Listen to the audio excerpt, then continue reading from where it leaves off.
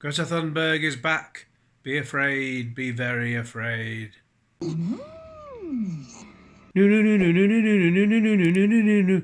Yes, apparently she couldn't have a rally in London because it was too big, so she's decided to take a thing to Bristol because something's got to happen in Bristol. The only thing that normally happens is Bristol is that they film Casualty and Holby City there. Apparently she's a Swedish environmentalist, whereas a couple of years ago she was some kid who probably had some good ideas, or some possibly good ideas. Oh, that's not good ideas, good intentions perhaps. Let's call it good intentions.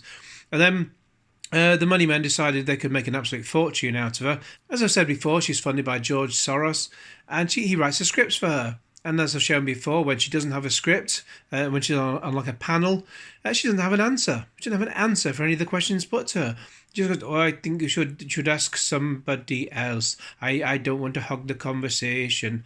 And now I'm sounding like, what's that character from The Simpsons? Oh, on closer inspection, they appear to be loafers." Anyway, so yeah, something's got to happen in Bristol, and apparently she's at a Bristol Youth Strike for Climate. They've got to put the 4 in a number 4 to get the kids involved, because kids only respond to numbers, don't they?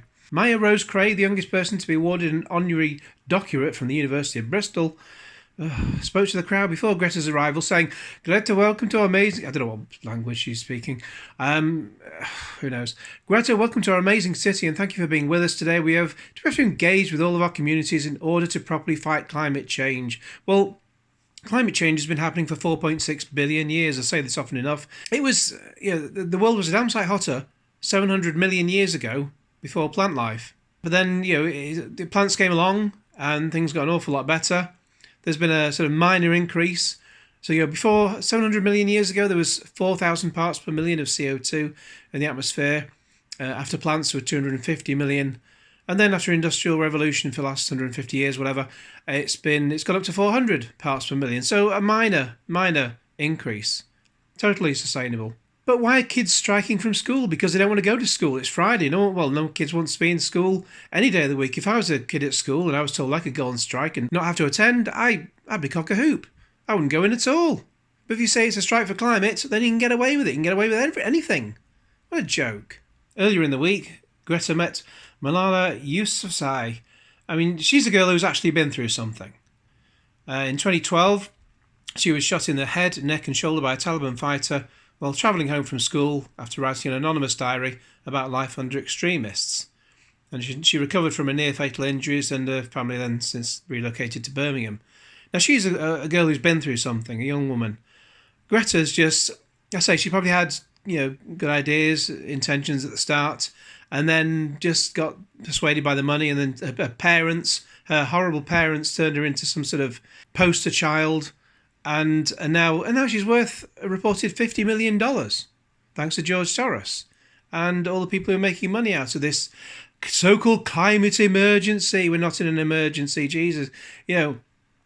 Oh, the climate's going to kill us all. Oh, coronavirus is going to kill us all. Oh, what's going to happen next? Oh my God, just calm down. Have a nice cup of tea, sit down and wait for all of this to blow over. Anyway, Malala, she should really have her head read for getting involved with Greta, but maybe she needs some publicity, who knows? I despair. Just stop believing in any of this crap. It's just all crap. Just, the world's fine, everything's fine. Calm down. Just calm down. Try going on strike at work. I imagine that as soon as you step outside the door, your boss will say, yeah, go on. Just strike from work, and then you'll step outside, and they'll lock the door behind you, and you'll never be allowed back in. Just calm down and stop worrying about nothing.